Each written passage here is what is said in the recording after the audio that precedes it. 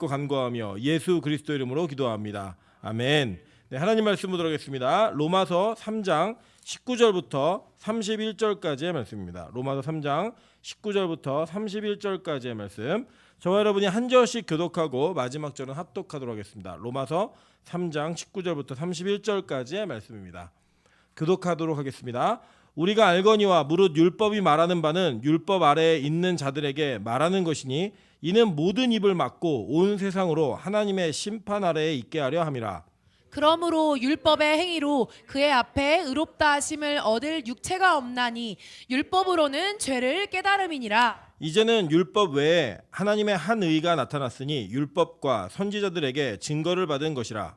곧 예수 그리스도를 믿음으로 말미암아 모든 믿는 자에게는 미치는 하나님의 의니 차별이 없느니라. 모든 사람이 죄를 범하였음에 하나님의 영광에 이르지 못하더니 그리스도 예수 안에 있는 속량으로 말미암아 하나님의 은혜로 값없이 의롭다 하심을 얻은 자 되었느니라. 이 예수를 하나님이 그의 피로써 믿음으로 말미암는 화목제물로 세우셨으니 이는 하나님께서 길이 참으시는 중에 전에 지은 죄를 간과하심으로 자기의 의로우심을 나타내려 하심이니 곧 이때에 자기의 의로우심으로 나타내사 자기도 의로우시며 또한 예수 믿는 자를 의롭다 하려 하심이라. 그런즉 자랑할 때가 어디냐 있을 수가 없느니라. 무슨 법으로냐 행위로냐 아니라 오직 믿음의 법으로니라.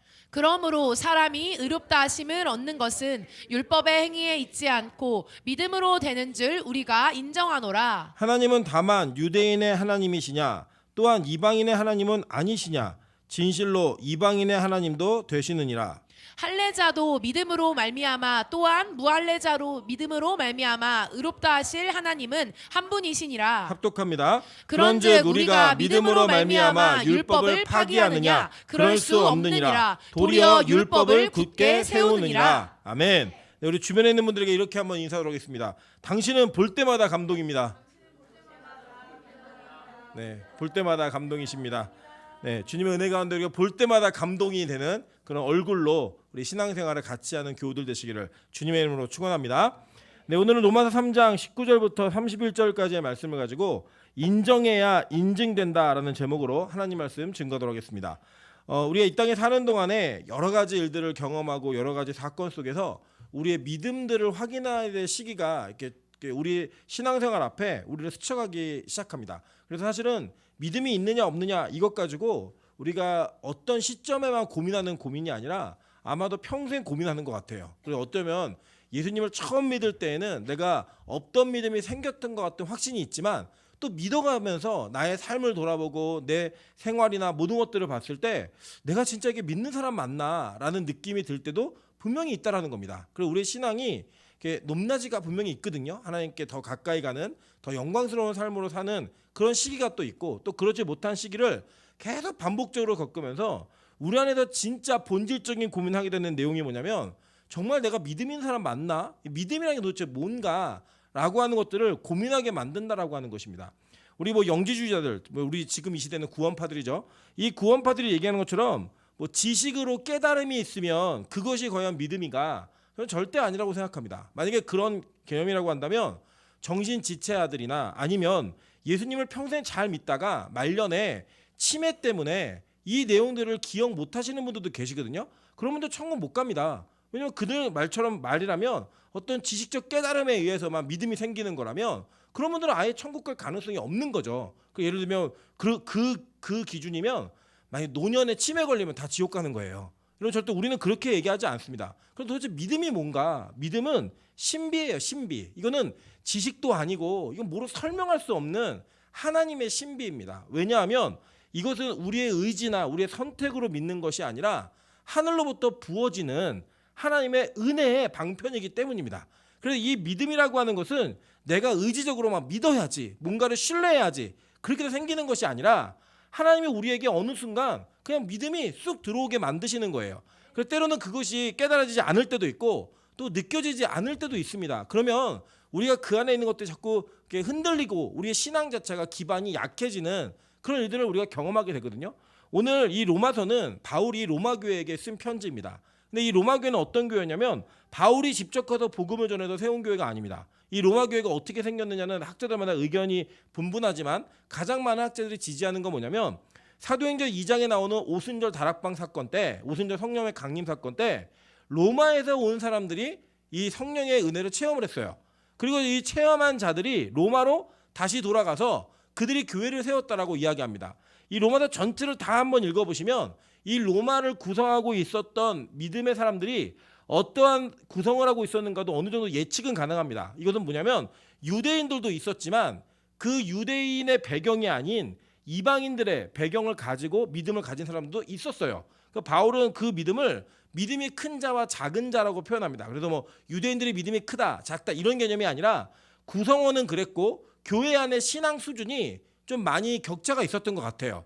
그런데 바울은 이 로마 교회에게 로마서를 씁니다. 이 로마서에는 여러 가지 목적이 있어요. 첫 번째는 내가 거기를 들르고 싶다고, 그리고 너희들의 연보로 섬기고 싶은 교회가 있다. 이런 아주 구체적인 사역의 방향성에 대한 내용도 있지만 로마서 전체의 내용은 그런 어떤 사역적인 협의보다는 실제로 우리의 믿음이 무엇을 기반으로 가져야 되는 것이고 믿음의 본질이 무엇이고 우리 모두가 어떻게 구원받는 자가 되었는가, 구원받은 자가 되었는가, 이것을 설명하는데 많은 부분들을 할애하고 있는 것들을 우리는 보게 됩니다. 그래서 바울은 되도록이면 자신이 사도로서는 알려졌지만 이 로마 교회를 직접 세우진 않았거든요.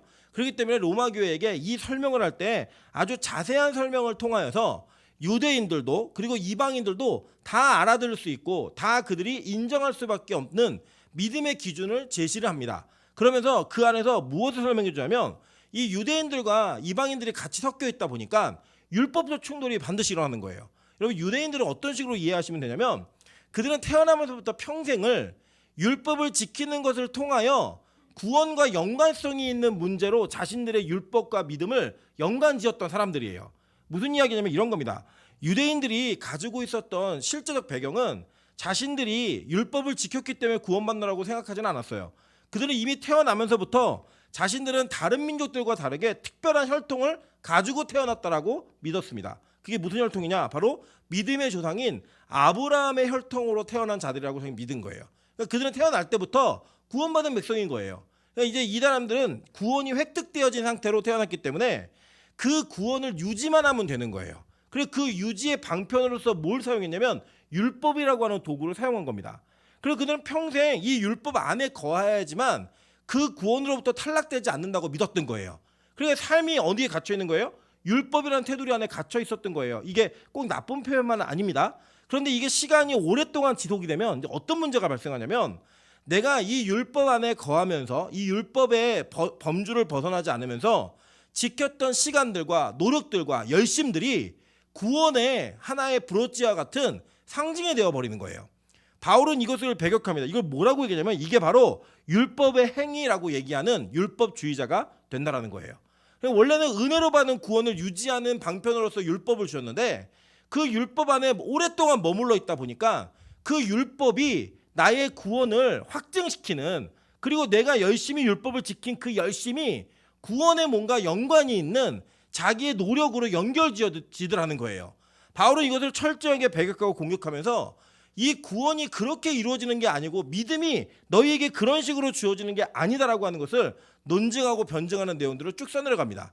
그러면서 여러분 오늘 읽으신 여러분 이 본문은 바울이 뭘 강조하는 거냐면 하나님의 의가 율법과 어떤 상관관계가 있는지, 그 율법을 통하여서 믿음으로 가는 길이 무엇인지를 정확하게 이해시켜주면서 설명하는 내용들로 그 설명이 되고 있다는 겁니다. 한번 본문을 통해서 우리 한 구절 구절 보도록 하겠습니다. 먼저 19절입니다.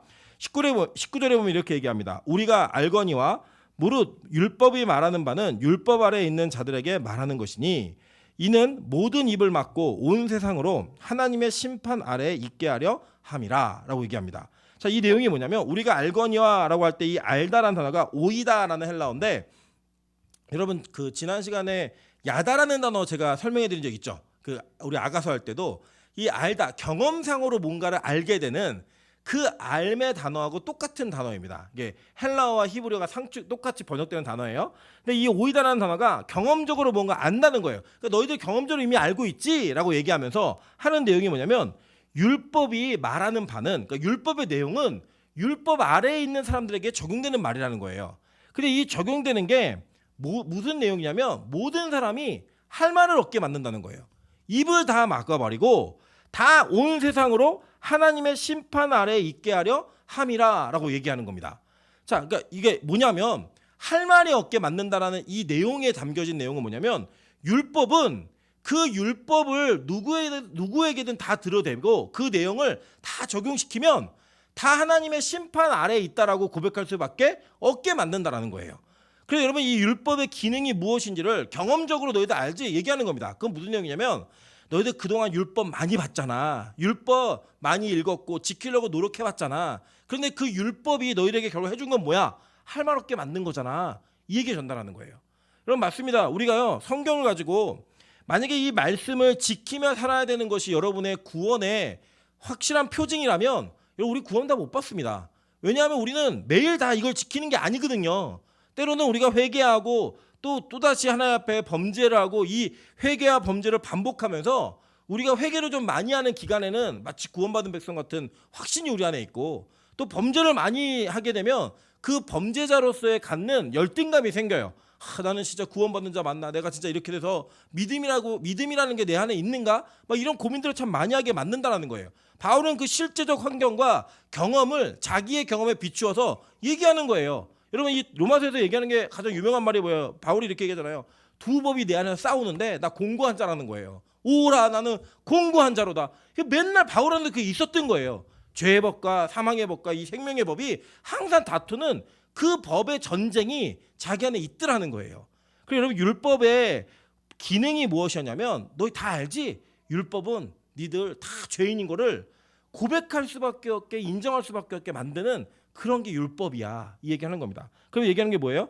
20절 보세요. 그러므로 결론이죠. 율법의 행위로 그의 앞에 의롭다 하심을 얻을 육체가 없나니 율법으로는 죄를 깨달음이니라 라고 얘기합니다. 자, 한번 우리 관련 구절 한번 볼까요? 로마서 7장 7절 말씀 우리 다 같이 한번 읽도록 하겠습니다. 로마서 7장 7절입니다. 시작. 그런즉 우리가 무슨 말을 하리요? 율법이 죄냐? 그럴 수 없느니라. 율법으로 말미암지 않고는 내가 죄를 알지 못하였으니 곧 율법이 탐내지 말라 하지 아니하였더라면 내가 탐심을 알지 못하였으리라. 아멘. 자, 로마서 7장 7절에 바울은 무엇을 얘기해주고 있냐면 우리가 율법이 없었으면 죄가 무엇인지 몰랐다라는 거예요. 여러분 생각해 보니까요, 교육이라는 게 그런 것 같아요. 교육이라는 게 무언가 아이들은 태어나면서 어렸을 때 자기가 가지고 있는 본능적인 충동과 욕구대로 자기의 삶을 다 유지를 합니다. 배고프면 울고 뭐 갖고 싶으면 달라고 떼쓰고 뺏기도 하고 막 해요. 그런데 우리가 그거를 어른들이 보면서 남의 물건을 허락받지 않고 가져오는 건 잘못하는 거야 라고 얘기를 해주고 교육을 해줘야 이 아이가 남의 물건을 가져오는 게 얼마나 잘못된 일인지 아는 거예요. 그리고 우리 가정교육이 중요하다라고 얘기하는 게 뭐냐면 부모가 아이에게 그 기준을 세워주지 않으면 이 아이는 그 기준이 없다 보니까 자기가 밖에서 사회적으로 잘못하는 행동을 저질러도 집안에서 그것을 제어받지 않았기 때문에 그게 잘못된 행동인지 모르는 거예요. 그래서 사회적 관계를 맺어가는 관계 속에서 우리가 배우는 게 뭐냐면 사회적 윤리 규범들을 배웁니다. 그러니까 한국이라는 사회에서 이렇게 하면 돼, 안 돼, 이런 게 있는 거예요. 근데 이러한 그 사회적인 규범은 문화와 사회적 차이마다 다 달라요. 뭐 예를 들자면 외국인들은 모르는 사이에도 처음 만나서 반가우면 서로 볼에다가 키스를 하면서 인사를 합니다. 남자도 여자도 상관없어요. 근데 우리나라도 그럼 돼요, 안 돼요? 안 되죠. 우리나라에서는 절대 허용되지 않는 문화인데 외국에서는 그걸 하더라는 거예요. 그리고 대부분 우리나라 사람들은 이상하잖아요. 모르는 사람한테 자꾸 말 걸고 자꾸 인사하고 막 그러면 이상하게 생각하더라고요. 저희 아내가 저한테 제일 그 칭찬하면 좋아하면서도 이상하게 생각했던 게 뭐냐면 엘리베이터에서 다른 사람들 만나면 인사를 그렇게 하더라는 거예요. 말 걸고 그건 뭐예요? 그래서 말 걸고 그러면 저는 그게 되게 이상하대요. 인사 안 하고 그냥 가만히 있는 게 맞는 것 같은데 그게 문화적으로 다른 거예요. 저희 집은 그 누구나 모르는 사람들을 대하고 만나는 게 익숙하게 있었던 환경에 있었고 저희 아내는 그런 환경이 아니었거든요. 그게 달라요, 다. 그래서 각자 기준이 다 다른 거예요. 여러분 인간은요 본능적으로 이기적인 존재입니다. 우리는 태어날 때부터 죄 짓는 성향을 타고 태어났어요. 그래서 그걸 아무도 부정할 수 없습니다. 그러니까 인간이 원래 본연 그들의 모습을 가지고 있다라고 한다면 여러분 이 사회 엉망일 겁니다. 사회가 남의 것을 힘으로 뺏으면 안 돼. 남의 것을 억지로 가져오면 안 돼. 남을 때리면 안 돼라고 하는 약속을 정했으니까 그게 지켜지는 거죠. 이 약속이 없었으면 온통 죄악 세상이었을 거예요. 무법천지. 그리고 치안이 제대로 돼 있지 않는 나라의 수준은 국민적인 사회적 규범의 수준이 떨어지는 거예요. 전체적으로 도덕 수준이 떨어지는 거예요. 다. 그러니까 우리 이런 환경이 얼마나 중요한지를 보여주는 거예요. 이게 바울이 얘기하는 똑같은 얘기예요. 율법이 뭐냐? 율법은 하나님 앞에서 죄가 무엇인지를 알게 해준다는 거예요. 그러니까 우리가 욕심내는 게 예전에 예수님 안 믿을 때는 아무렇지도 않았던 거예요. 당연히 할 수 있었던 거예요. 남을 시기 질투하면서 그것을 나의 열심으로 가져오는 것을 세상은 노력이라고 이야기합니다. 근데 성경은 그걸 뭐라고 얘기하냐면 그걸 죄라고 얘기하는 거예요. 여러분 돈을 열심히 많이 벌어서 그 돈을 자랑하고 사랑하는 거를 이 세상 사람들은 뭐라고 얘기하냐면 미래를 대비를 잘하는 사람이라고 이야기하고 부자라고 이야기를 해요. 근데 성경은 돈을 사랑하는 것을 일만하게 뿌리라고 이야기하는 겁니다. 그래서 이 세상 사람들에게는 전혀 양심에 가책이 되지 않는 것들이 우리는 성경 말씀을 읽고 그 율법에 적용되어진 내용들을 바라보았을 때 내가 죄인이구나라는 것을 알게 된다는 거예요. 그 율법의 기능은 뭐냐면 이런 말씀을 배우면 배울수록 그 말씀에 비추어진 내가 얼마나 악한 죄인지를 깨닫게 만드는 그 기능이 있는 거예요. 그래서 여러분 절대로 성경은 우리로 하여금 어떤 자신감을 주는 그런 내용으로 이루어지는 것보다는 우리 자신의 가지고 있는 실제적 우리 자산은 얼마나 비루하고 초라한 인간인지를 증명합니다. 우리가 얼마나 그것으로 인해서 의지할 게 없는 존재인지를 설명해 주는 거예요. 그래서 자꾸 성경은 여러분을 폭로하는 거예요. 얼마나 큰 죄인인지, 얼마나 나쁜 인간인지 그걸 깨닫게 하는 게 뭐다? 율법이라는 거예요. 그 율법 자체의 목적과 기능은 무엇이냐면 우리는 이 법에 의거했을 때 의인이 될 수 없구나. 이 법에 의지했을 때는 절대로 우리는 의라는 개념에 다가갈 수 없구나라는 것을 인정할 수밖에 없게 만든다는 거예요. 그래서 이렇게 얘기하는 겁니다. 21절 보세요. 그래서 이제는 율법 외에 하나님의 한 의가 나타났으니 율법과 선지자들에게 증거를 받은 것이라 라고 이야기했어요. 자 보세요. 여기서 하나님의 한 의라고 하는 헬라어가 디카이오스쉿이라고 하는 단어인데 이 단어가 뭐냐면 의, 올바름이라는 단어인데 법적 용어예요. 그러니까 우리 얘기하면 우리 제일 그 유사한 단어가 뭐냐면 무죄. 이런 이제 법적으로 이게 뭐가 여러분 죄가 있다 없다 이렇게 판결이 재판이 벌어지고 나면 최종적으로 무죄 땅땅땅 때려지면 더 이상 그 혐의가 없는 거잖아요. 그 죄가 없다라고 하는 무죄를 선언할 때 이 단어를 썼습니다. 그러니까 이거는 무슨 단어이냐면 여러분이 법적으로 죄가 없이 될 수 있는 하나님의 의가 있는데 그 의가 어떻게 이루어졌는지를 설명해주는 출발을 여기서 시작하는 거예요. 그 출발이 뭐냐면 자 보세요. 율법에 하나님의 한 의가 나타났는데 이 의가 율법과 선지자들에게 증거를 받은 것이다 라고 이야기했어요. 자 그러니까 잘 들으셔야 돼요. 우리 기독교인들은요 율법을 폐기하는 자들이 아니에요. 내가 예수 믿었으니까 나는 어떤 율법으로도 자유한 자이기 때문에 율법 이제 필요 없어 이렇게 얘기할 수 없어요. 왜냐? 이 하나님의 의가 뭐로 증명됐대요?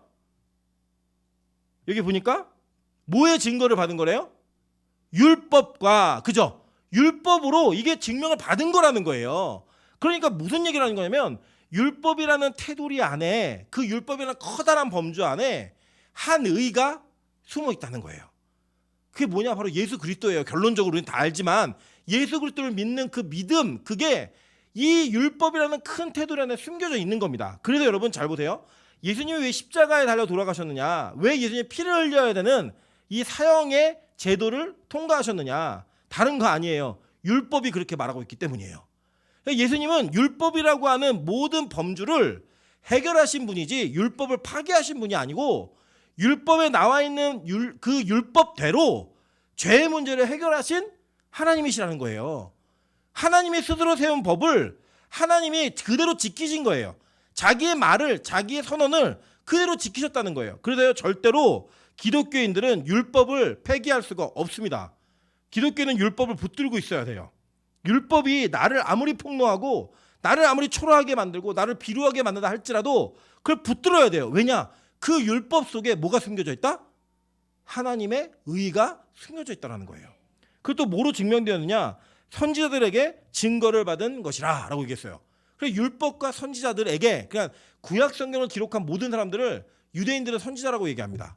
그러니까 모든 선지자들에게 증거를 받은 것, 그게 뭐냐, 구약 성경 전체가 이 하나님의 한 의를 설명해주고 있다는 거예요. 그러니까 여러분 잘 보세요. 구약 성경을 읽고 가르치고 배우면서 그 안에서 이 의를 못 배우시잖아요. 그럼 이게 뭐냐? 마귀 사탄의 전략이에요. 여러분 그냥 죽어야 되는 백성으로 끝나는 거예요. 그 안에 하나님의 의가 숨겨져 있는데 그걸 발견해야 하고 그걸로 가야지만 구약을 제대로 공부하시는 거고 구약을 제대로 나누는 그 의미가 있는 겁니다. 그래서 여러분 구약은 우리에게 주는 의미가 뭐냐면 율법, 선지자들이 우리에게 증거하는 건 뭐냐면 이게 다가 아니라 여기 안에 하나님의 한 의가 숨어 있다는 거예요. 그걸 발견하라는 거예요. 그 바울이 내가 오늘 발견한 거 이야기해 줄게 라고 얘기하면서 결론적으로 선언을 딱 해버려요. 22절입니다. 곧 예수 그리스도를 믿음으로 말미암아 모든 믿는 자에게 미치는 하나님의 의인이 차별이 없느니라 라고 얘기합니다. 자, 여기까지를 간단하게 요약하면 이런 내용이에요. 자, 이 땅의 유대인들은 교회 안에 들어와서 무엇을 자랑했냐면 우리가 할례를 받았고 우리가 율법을 얼마나 잘 지키고 있는지 아니? 니들도 이걸 지켜야지 구원받아. 예수님을 믿는 믿음만으로 십자가를 인정하는 인정만으로 충분하지 않아. 이거 해야 돼 라고 얘기한 거예요.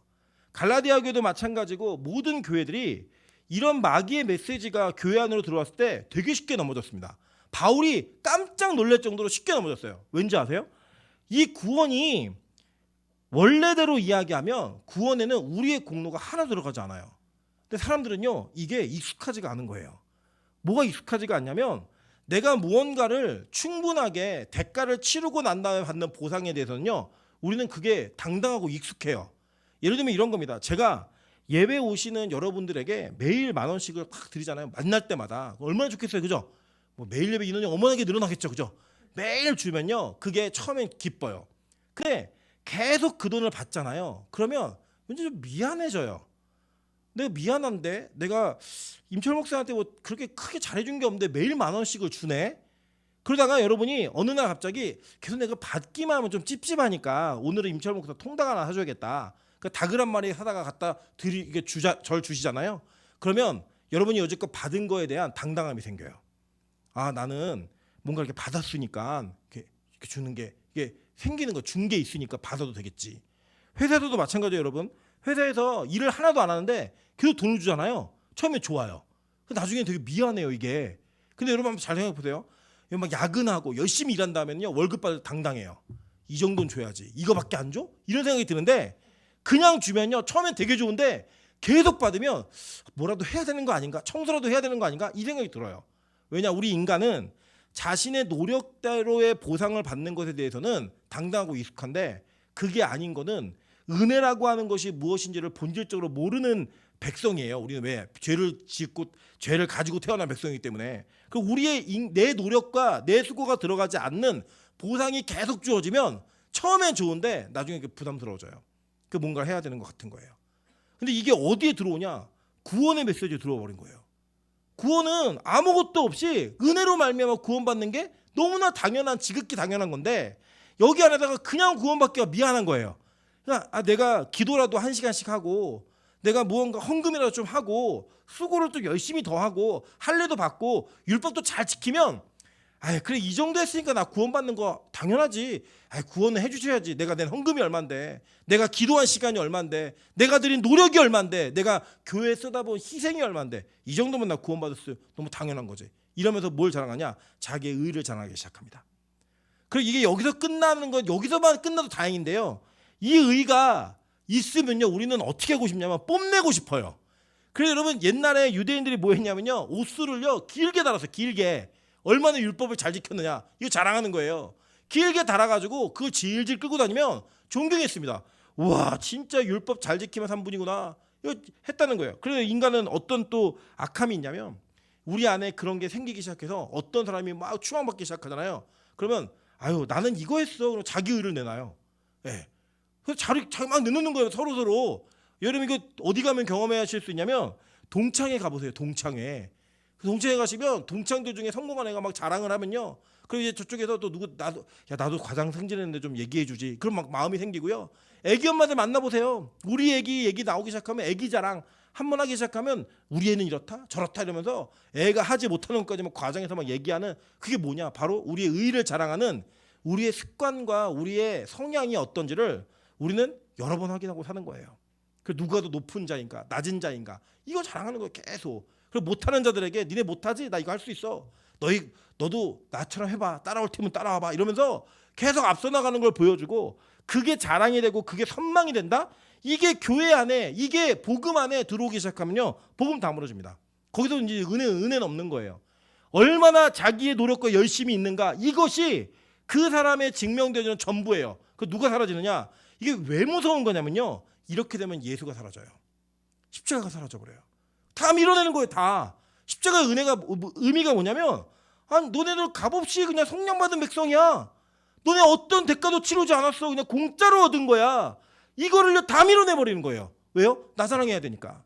여러분 이 십자가의 은혜가 무엇인지를 정확히 깨닫지 못하면요. 반드시 우리는 자신의 의를 자랑하게 되어 있습니다.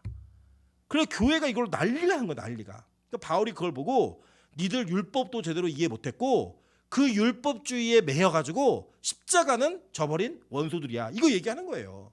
그러면 이걸 설명해 주는 겁니다. 자 보세요. 그렇기 때문에 바울이 말하는 게 뭐냐면 예수 그리스도를 믿음으로 말미암아 모든 믿는 자에게 미치는 의인이 차별이 없다 이거예요. 그러니까 뭐냐면 하나님의 의, 그러니까 즉 믿음으로 오는 의는 하나님으로부터 왔기 때문에 다 순도 100%의 믿음이에요. 누구는 더 고귀하고 누구는 더 빛나 이런 게 없어요. 다 그 자체가 완벽한 거예요. 무슨 얘기냐면 하나님이 완벽한 분이에요. 믿으십니까? 그분이 여러분이 주시는 선물은 완벽해야만 해요. 아멘? 그러니까 하나님이 주시는 믿음은 완벽한 믿음이에요. 다만 뭐가 있냐면 여러분이 그걸 여러분 스스로 인지하는 차이는 있어요. 그러니까 믿음 자체는 완벽한데 내가 아직 그 믿음을 인지 못한 거예요. 다. 그러니까 내가 그걸 주관적인 믿음으로 확인 못하고 있으니까 그 객관적 믿음이 내 안에서 다 발휘되지 못하는 거예요. 다 숨겨놓은 거니까. 꽁꽁 숨겨놓고 난 아직 그 믿음 아니야. 근데 하나님 주신 믿음이 뭐 어떤 사람에게 이만한 믿음을 주고 어떤 요만한 믿음을 주냐? 그렇지 않아요. 그분의 주시는 의의 믿음은 그분이 주시는 의는 다 똑같아요. 똑같은 순도예요. 그래서 그것은 법정적 용어로서 다 무죄로서 얻어지는 하나님의 은혜이기 때문에 정도 차이가 없습니다. 그러니까 정도 차이가 없으니까 누구도 자랑할 게 있어요 없어요? 없다는 거예요. 뭘 자랑해요? 하늘로부터 온 건데 내가 믿음이 좋게 내가 만들고 막 수련하고 닦아가지고 뭔가를 이루었으면 자랑할 수 있죠. 뭐 40일 금식하고 뭐 철야기도 하고 이렇기 때문에 나는 여러분보다 믿음이 좋습니다. 자랑할 게 있죠. 왜 없어요? 근데요 성경은 그렇게 얘기하지 않는 거예요. 이거는 강제적으로 온 믿음이기 때문에 우리의 노력이 1%도 0.1% 들어가지 않은 거예요. 그러니까 자랑할 게 없다는 거예요. 이거 차별 없어. 다 똑같은 믿음이야. 너 유대인이건 헬라인이건 이방인이건 다 차별 없어. 네가 어렸을 때부터 율법을 지켰건 할례를 받았건 안 받았건 다 차별 없어. 이거는 그냥 하나님 주신 믿음 그 자체가 완성형이야 라고 얘기해 주는 거예요. 그러면 얘기하는 겁니다. 모든 사람이 죄를 범하였음에 하나님의 영광에 이르지 못하더니 그리스도 예수 안에 있는 속량으로 이렇게 이 속량이라는 단어가 헬라어로는 아폴로트로시스라는 단어인데 이게 뭐냐면 속량, 구원, 해방이라는 뜻인데 어근이 뭐냐? 원래 이 출발한 어원이 뭐냐? 몸값, 그리고 석방금, 그리고 대속물이란 단어예요. 그러니까 무슨 뜻이냐면 예수 안에 있는 속량으로 말미암아 대신 그 몸값을 누가 치렀다는 거예요? 예수가 치러준 거예요. 그 죄에 대한 대가를 예수가 치러주신 거예요. 그걸 치름으로 말미암아 하나님의 은혜로 값없이 의롭다 하심을 얻은 자 되었느니라 라고 얘기하는 겁니다. 하나님의 대신 다 치러주셨다는 거예요. 값없이 너희가 의로운 자가 되었어. 이거 잊지 마. 이거를 계속 얘기해 주는 거예요. 근데 율법이 자꾸 강조가 되잖아요. 그러면 이 율법은 우리로 하여금 자꾸 내가 무언가를 해냈다라고 하는 나의 의지와 인본을 갖다 자꾸 넣게 되어 있는 거예요.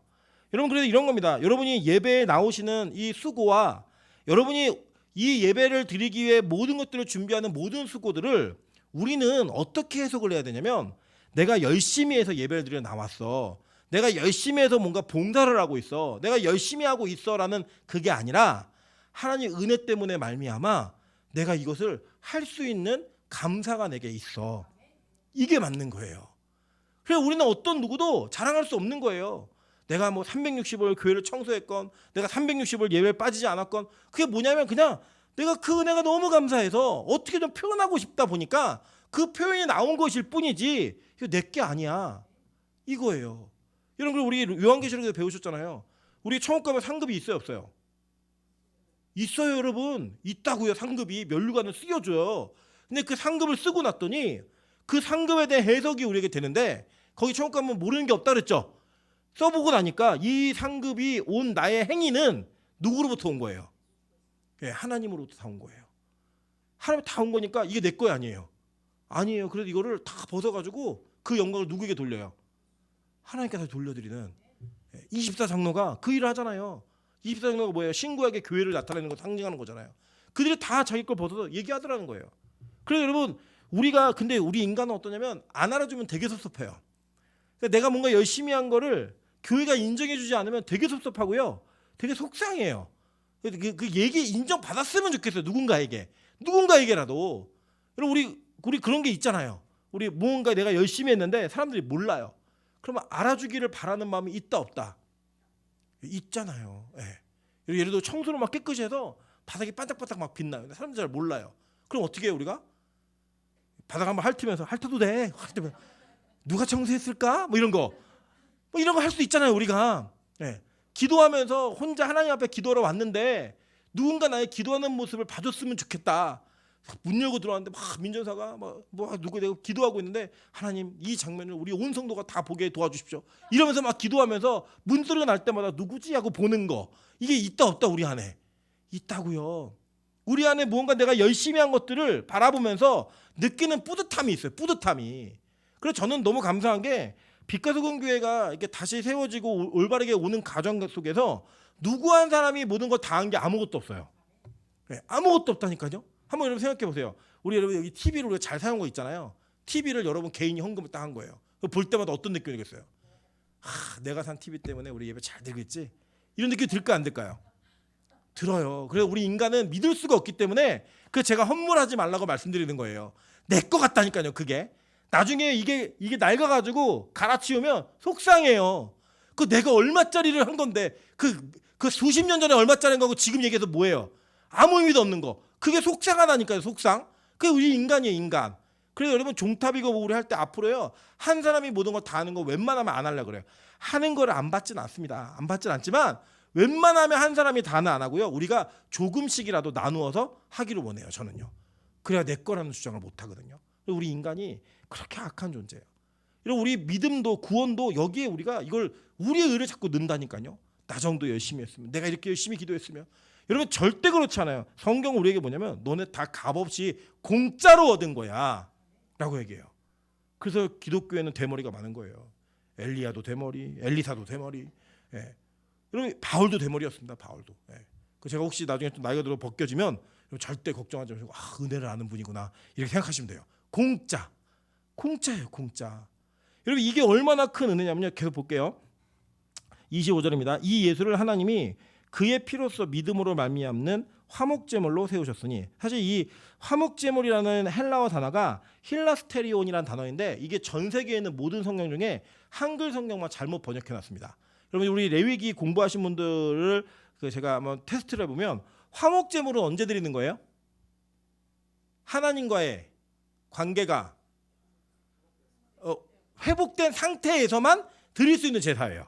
그러니까 우리가 보통 화목제물을 어떤 식으로 배우셨냐면 하나님과 우리가 원수되었는데 화목제물을 드리면 화목해지는 이런 제사로 이해하셨잖아요. 성경에 보면 그러니까 하나님과의 관계가 깨어졌을 때 그것을 회복하는 제사는 속죄제하고 속건제예요. 그리고 그 제사로 인해서 관계가 회복되어지고 난 상태에서 드리는 게 뭐예요? 화목제였다고요. 그러니까 화목제는 어떤 성격으로 이해하시냐면 구원받은 자들의 페스티벌이에요. 기쁨, 즐거움, 나누는. 그래서 이 제사 중에 5대 제사 중에 그 제사에 남은 고기를 같이 먹을 수 있는 유일한 제사가 뭐였죠? 화목제였잖아요. 근데 이 일라스테리온이라는 단어는요. 원래 다른 성경에 보면 속죄소, 시은소 뭔지 알죠, 여러분? 그 법계 뚜껑, 이 뚜껑으로 번역이 되어 있는 것도 있고요. 이 근원적인 단어는 이 단어의 원래는 이 문맥상으로도 봐도 이게 뭐냐면 대속물이라고 번역하는 게 더 맞는 번역이에요. 그러니까 우리의 죄를 깨끗하게 하기 위한 그러한 제물로 드려졌다가 맞아요. 이게 실제로 한글 성경만 번역이 잘못되어 있어요. 이거 잘 이해하시면 좋을 것 같아요. 그래서 그의 피로써 믿음으로 말미암는 대속물로 세우셨으니 우리의 죄를 사하는 대속물로 세우셨다는 거예요. 그래서 이는 하나님께서 길이 참으시는 중에 전에 지은 죄를 간과하심으로 라고 얘기합니다. 이 간과하다는 헬라어가 파레시스라는 단어인데 뜻이 뭐냐면 간과함, 지나침, 못 본 척함 이거예요. 여러분 잘 기억하세요. 여러분이 죄를 안 짓는 게 가능해요, 안 가능해요? 너무 확신하지 마시고요. 한번 생각이라도 해보세요. 안 지으려 노력이라도 해보시고, 자, 우리 죄 짓는 게 안 짓는 게 가능해요, 안 가능해요? 안 가능해요. 여러분 이렇게 예배 드리고 문 밖에 나가면서도 죄를 짓는 게 우리예요. 예배 드리고 이제 남을 용서해야지 그러다가 나갈 때 누가 나 밀치고 나가면 어디 두고 보자 이거 하는 게 우리예요. 우리 인간이 그렇다고요. 그래서 우리가 앞으로도 죄를 계속 지으실 거예요, 여러분. 그런데 복음은 뭐냐?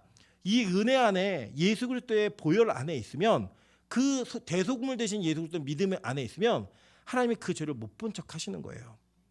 여러분 이게 구약의 율법에 있는 법입니다. 한번 생각해 보세요. 여러분 예를 들어 여러분이 죄를 지었는데 양을 죽이고 소를 죽이고 비둘기를 죽인다고 그 죄가 사해져요? 말이 돼요? 안 되는 거잖아요. 그런데 그렇게 죄를 지은 자들이 그 제사를 드리는 걸 보고 죄가 없는 걸로 쳐주시겠다는 거예요. 그게 뭐였냐? 구약의 율법이었다고요.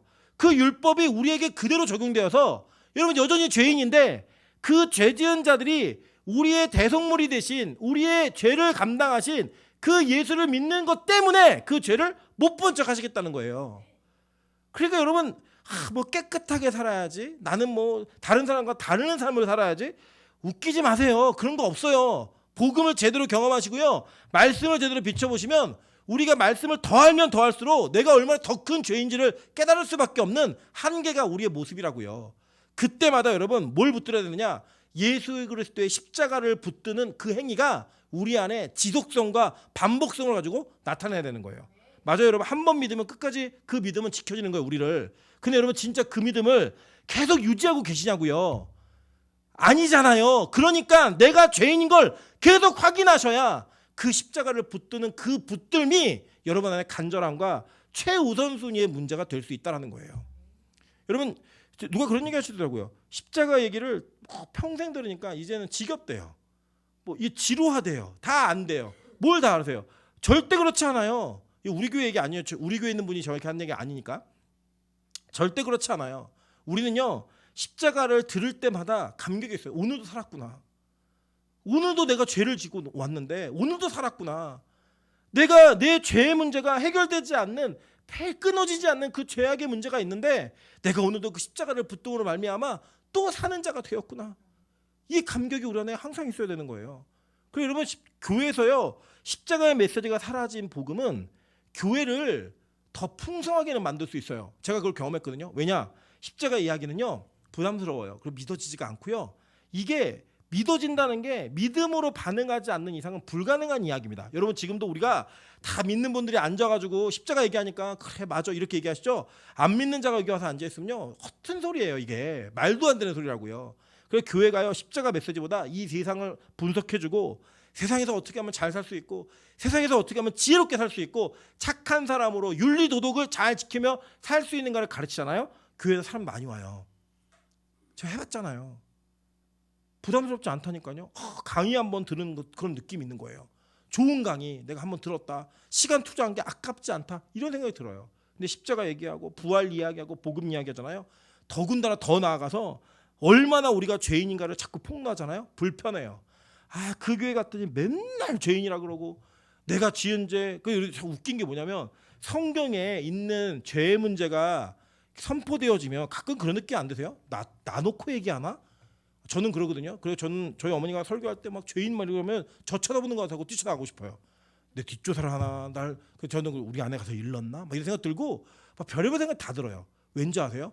그때나 지금이나 똑같은 죄를 짓고 있어요. 인간은. 홍해 건넌 이 이스라엘 백성들의 그 죄악의 모습도 연속되는 거 보면 미련해 보이시죠? 우리가 그런다니까요. 제가 이번 주 민수기 그 공부할 때 가르쳐 드렸잖아요. 이스라엘 백성들이요. 불평한 횟수가 이게 그 성경에 있는 거 8회 내지 9회 정도예요. 민수기에 나와 있는 광야 생활하면서.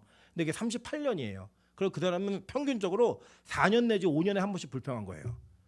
여러분 우리 교회에서 4년 내지 5년에 한 번 불평하면요 그 사람 되게 좋은 사람이라고 얘기합니다. 여러분 5년 내에 근 5년 내에 불평 한 번도 안 해보신 분, 근 4년 내에 불평 안, 그러니까 앞으로 미래적으로 4년 내에 불평 안 하실 분, 그 자신도 없으시죠? 우리가 이스라엘 백성들이 미련하게 광야에서 하나님 원망했다고 이야기하지만 우리 그들보다 더 못했으면 못했지 더 잘하지 않아요. 그랬던 그들이 하루에 몇 명씩 죽었다고요? 100명씩 죽었어요. 평균 100명씩. 그래야 38년 만에 60만이 다 죽고 새로운 60만이 생겨요. 100명씩 한 달이면 3,000명. 그 역사를 보고서요 우리가 지금도 우리의 현실 속에서 똑같은 상황에 처해지면 우리 똑같은 죄 짓고 있어요. 우리 이스라엘 백성보다 더 혹독한 심판을 받아도 할 말이 없는 존재들이라니까요. 율법은 그걸 여러분 증명해 주는 거예요. 증명. 제가 오늘도 증명해 드렸잖아요. 5년에 4년에 한 번씩 불평하시면 여러분 예를 들어 우리 용성 형제가 앞으로 5년마다 한 번씩만 불평하면 40세에 장로됩니다. 저런 훌륭한 분이 없다고. 네. 우리 들림 받을 수 있어요. 그 정도로 살면요. 근데요 성경은 그 죄를 지은 사람들을 광야에서 다 죽여버렸어요. 그 우리 옛사람이라고. 그 옛사람. 하나님이요 그런 자들을 다 간과하시는 거예요. 못 본 척, 안 본 척. 여러분 저는 지금도 제가 항상 감사한 게 뭐냐면 제가 이제 담임 목회를 이제 횟수로 5년째입니다. 제가 보니까요, 제가 이 전도사 때, 강도사 때 목회 초반에 너무 잘못하고 실수한 일이 많아요. 저는 제가 섬겼던 담임 목사님들이 용서를 안 해주셨으면 전 목사로 저 살아남지 못했을 거예요. 막 기억을 더듬어 보면 그때 그 목사님이 나를 어떻게 참았지? 뭐 이 생각이 들어요, 진짜. 그분들이 하나님의 은혜로 저를 바라봐 주시지 않았으면 저는 진짜 이거 못했을 것 같아요. 그냥 법적으로 안 됐을 것 같아요, 이게. 근데 여러분 잘 보세요. 하나님이 우리의 죄를 그렇게 봐주신다는 거예요. 그래 너 죄 짓는 거 알아. 너 죄인인 거 알고 앞으로 죄 질 거 알아. 근데 네가 예수 믿는 그 하나 때문에 내가 못 본 척한다. 그래서 지나가시는 거예요. 그 제가 항상 저희 어머니랑 나누는 이야기 중에 진짜 용서가 뭔지 아냐. 그 용서할 때 컨닝했던 학생이 탁 걸린 거예요, 선생님한테. 선생님 지나가줬어요. 너무 양심에 찔려가지고 선생님 제가 컨닝을 했습니다. 딱 그때 선생님 한마디 하시는 거죠. 자네에게 그런 일이 있었나? 그게 진짜 용서한 거잖아요, 그게. 여러분 예를 들어 남편이나 자녀를 용서해주고 너 엄마가 이거 용서해줬다, 이 얘기를 만날 때만 하는 거예요. 너 그때 엄마 지갑에 손 댄 거 내가 알지만 너 용서해줬다, 매일 하는 거예요. 너 다음 날도 일어나서 너 용서해줬다, 너 용서해줬다. 그게 용서예요? 아내가 남편이 부인에게 오늘 국 짠데 내가 용서해줬다, 그 다음날 너 이거 국 짠데 내가 용서해줬지, 기억나지? 너 2달 전에 국 짠 거 용서해준 거, 이게 용서예요? 아니잖아요. 성경은요 우리에게 이 용서가 무엇인지를 하나님의 은혜로 표현해주고 있는데 그 은혜가 뭐냐면 간과하신다는 거예요. 파레시스. 넘어가시는 거예요. 그냥 모른 척. 아는데도 그래 너 고쳐질 거니까, 내가 너 고칠 거니까, 바꿀 거니까 너 그냥 지나가는 거야. 지나가는 거야. 그러면서 얘기하시는 겁니다. 26절이에요. 곧 이때 자기의 의로우심을 나타내사 자기도 의로우시며 또한 예수 믿는 자를 의롭다 하려 하심이라. 27절 다시 얘기하는 거예요. 27절. 그런즉 자랑할 때가 어디냐? 있을 수가 없느니라. 무슨 법으로냐? 행위로냐? 아니라 오직 믿음의 법으로니라. 자랑하지 말라는 거예요. 자랑하지 말라는 거예요. 이런 은혜로 구원받았는데 뭘 더 자랑할 게 있어? 그냥 로마 교회가 맨날 이 자랑하고 싸운 거예요. 나는 난지 8일 만에 할례 받았어. 나 5학년 때 방언 받았어. 나 은혜 받은 게 몇 년째인 줄 알아? 내 기도 얼마나 많이 하는 줄 알아? 이거 자랑하고 앉았으니까 웃기지 마. 니들 다 그것 때문에 구원받은 게 아니라 십자가의 은혜로 값없이 그냥 속량받은 존재야. 좀 입 닥쳐 얘기하는 거예요. 율법의 대도 너네는 다 죄이니까 입 닥쳐야 되고, 이 은혜로 해석해도 너네들 다 할 말 없는 존재들이야. 입 닫고 있어. 이거예요. 그냥 오로지 예수만 자랑하는 거예요. 예수만. 그 은혜만 자랑하라는 거예요. 그러면서 얘기하는 겁니다. 그러므로 사람이 의롭다 하심을 얻는 것은 율법의 행위에 있지 않고 믿음으로 되는 줄 우리가 인정하노라 라고 얘기해요. 믿음으로만 된다는 거예요. 믿음으로만. 여러분 믿음이요, 여러분 추상적인 게 아니에요. 여러분 믿음이라는 게 뭐 열심히 내가 믿습니다 뭐 이렇게 하는 게 아니고요. 뭐냐, 내가 여전히 그 하나님의 은혜 안에 있음을 확신하는 거. 그러니까 죄를 지어도 낙심해도 힘들어도 그래도 꾸역꾸역 예배 자리에 와서 하나님 오늘도요 제가 죽을 죄를 짓고 내가 이게 헤어날 수 없는 죄를 짓고 그 십자가의 은혜 안에 있기 위해 이 자리에 앉았습니다. 이게 믿음인 거예요. 그냥 예배 나오라는 그 말씀을 제가 권면을 행위로 여기서 앉아 있으라고 듣지 마세요. 그게 아니고요. 오늘도 우리 같이 은혜를 구합시다 해요. 오늘도 우리 같이 십자가를 붙듭시다 이거예요. 다른 게 아니에요. 여러분 여러분의 직장이나 환경이나 상황 때문에 못 오실 수 있어요. 이 예배를. 그래서 여기 온다고 예배를 드린 거고 안 온다고 예배 안 드린 게 아니라고 제가 설명드렸죠. 여러분 안에 오늘 매일매일의 삶 속에 그 십자가의 은혜를 붙드는 그 은혜가 여러분에게 살아있으면 여러분 매일 예배 드리시는 분이에요. 근데 여기 앉아 있어도 그 은혜가 없이 내가 예배 온 횟수를 자랑하고 내가 안 온 자들을 정죄하고 그러고 있으면 그게 뭐예요? 여러분 이 자리에서 율법주의, 죽을 짓을 하고 있는 거예요. 망할 짓을 하고 있는 거라고요. 성경 우리가 그걸 얘기합니다. 그래서 여러분 저는 우리 교회가 이 다른 교회보다 좀 그래도 열심히 뭔가 해보려고 노력을 하잖아요. 그 노력이 전 다 은혜였으면 좋겠어요. 오늘도 우리 하늘문에서 특별 집회가 있어가지고 특별 집회를 갑니다. 사실은 제가 어제 명수 형제랑 찬수랑 집에 가고 있는 찬수 없었구나. 명수 형제 집에 가고 있는데 특별 집회가 터졌다는 이야기를 들었어요. 그래서 제가 명수 형제하고 비밀 협약을 하나 했습니다. 야 우리 못 들은 거다. 그냥 집에 가자. 그 명수 형제가 힘들게 동의를 해요. 그러면서 가만히 있어요. 네.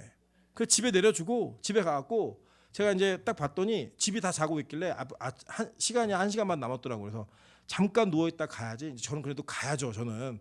그래서 생각하고 누워있다가 눈 뜨는데 4시 반이에요. 네. 다 지나갔어요.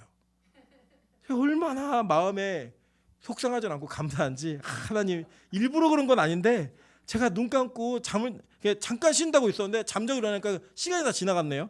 너무 감사합니다. 오늘 하루 너무 행복했어요. 3일인데 하루는 제꼈다.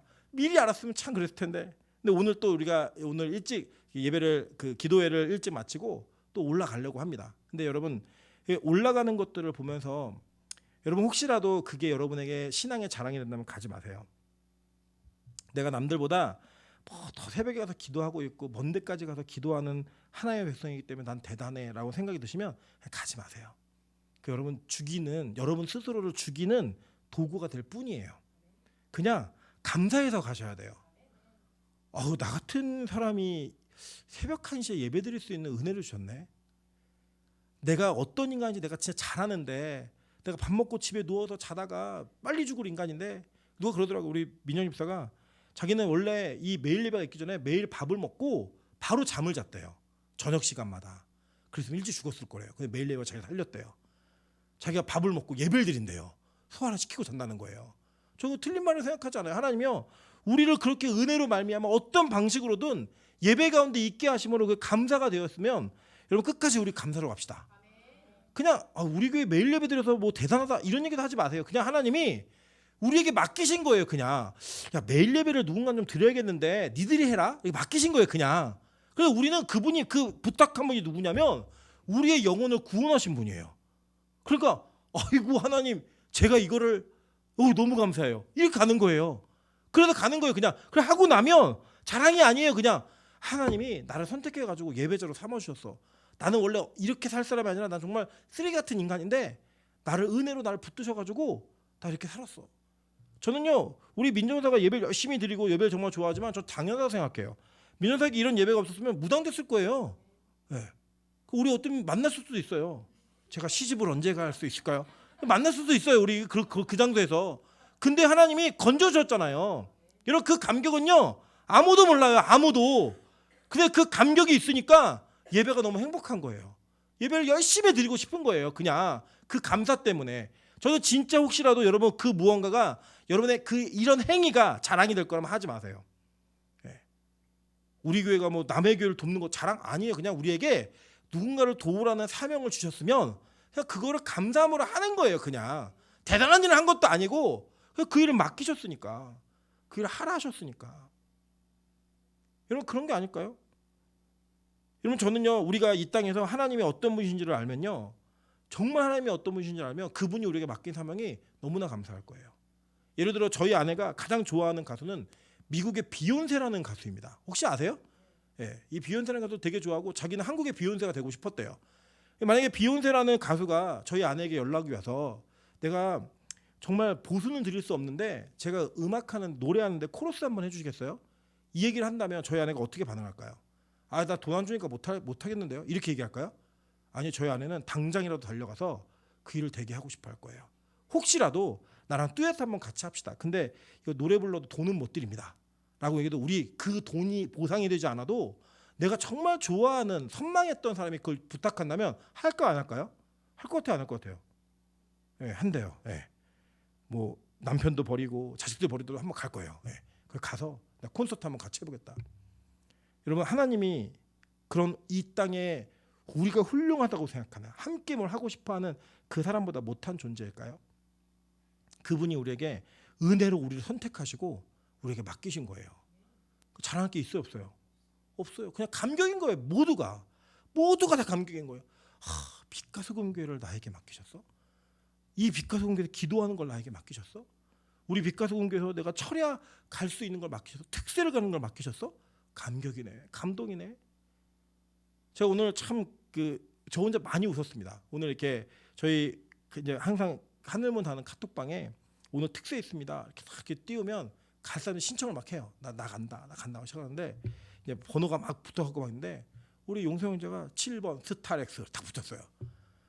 그 안에 있는 그 단어 속에 내적 갈등이 보이는 거예요. 차만 아니면 나 안 가고 싶은데 내 차 때문에 가야 되나? 뭐 이런 갈등이 막 느껴지니까 너무 재밌는 거예요. 제가 그게 하나님이요 안 갈 것 같으니까 내 힘으로는 못할 것 같으니까 은혜를 주신 거예요. 너 운전해. 예. 운전해. 이거 맡기신 거예요. 예. 김기사 운전해 맡기신 거예요. 그것 때문에도 갈 때 그게 뭐냐? 하나님 주신 은혜예요. 저는 이 밤에 우리가 함께 주님 앞에 나아가는 신앙의 그 척도와 우리가 가지고 있는 그 열심의 모든 척도가 나로부터 나온 게 아님을 인정해야 우리의 믿음이 인증받을 수 있습니다. 저는 오늘 그런 마음이 되기 원합니다. 우리 교회가 무언가를 열심히 하고 이루은 것들을 제가 왜 이 생각을 사실 이 설교는 저 때문에 하는 거예요. 왜 저 때문에 하냐면 제가 노예를 갔더니 저를 모르는 제가 모르는 저는 다 모르는 분이에요. 사실 너무 죄송하지만 이 교회가 속해 있는 노예가 원래는 그 개혁측이라고 하는 교단에서 합동체가 합쳐져서 그게 합동이 된 교단 이게 노예예요. 그러다 보니까 저는 원래 합동 사람이에요. 총신 출신에서 합동을 뭐 구분하는 건 아닙니다. 그런데 제가 설명하고 싶은 건 뭐냐면 제가 가면 노예를 가면 그래서 아는 분이 한 사람도 안 계세요. 제가 합동 측에 뿌리가 있는 노예들 가면 저희 선배들이 다 있어요. 동기들이 있고 후배들이 있기 때문에 아는 사람 되게 많아요. 근데 이 노예는 150명 넘는 분들 가운데 아는 분이 한 사람도 안 계세요. 진짜로요. 그런데 이제 모르는 분들이 와갖고 인사를 자꾸 해주세요. 아, 요새 빛과 소금교회 좋은 소식 듣고 있다고. 어떻게 저는 그냥 있는 일을 보고했던 것들은 있지만 교회를 자랑 뭐 그럴 대상도 없어요. 말 섞는 분도 별로 없어요. 그런데 그런 얘기들을 막 듣고 나니까 제 안에 그래 내가 뭐가 잘하고 있나 이런 생각이 자꾸 드는 거예요. 인간이라서 죄인이라서. 그래서 제가 오늘 말씀을 쭉 묵상하다가 하나님 이 모든 게 은혜임을 다시 한번 좀 확인할 수 있게 좀 도와주시고 내가 믿음으로 사는 존재임을 다시 한번 점검할 수 있게 좀 도와주십시오. 그래서 오늘 설교는 사실 저를 위한 설교를 하는 거예요. 근데 저는 이 설교가 저를 위한 설교만이 아니라고 좀 믿습니다. 이 교회가 이렇게 성장하고 같이 함께 변화되는 것에는 우리 모두가 다 함께 했거든요. 그래서 우리는 누구나 다 지분이 있다고 생각해요.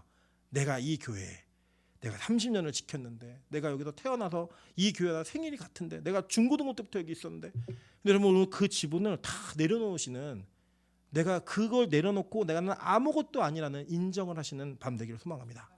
그래야 진짜 우리 믿음이 확인되시는 거예요. 진짜 인증되시는 거예요. 왜 우리 그 핸드폰으로 인증하잖아요. 나임을 인정하는 그 믿음이 인증되는 밤 되셨으면 좋겠습니다. 그래서 저는 우리 교회가요 진짜로 믿음 있는 교회였으면 좋겠습니다. 우리 성도들이 진짜 믿음 있는 성도들이었으면 좋겠습니다. 그게 우리끼리 인정하는 게 아니라 하나님이 인증해 주시는 그래 진짜 믿음이구나, 진짜 감사구나, 진짜 은혜구나 이것을 하나님께서도 인증해 줄 수 있는 그런 교회였으면 좋겠습니다. 이 밤에 이거 한 가지만 놓고 함께 기도하고 마무리하도록 하겠습니다. 기도할 때 하나님, 우리가 진짜로 반주는 우리 모든 것이 은혜 그 찬양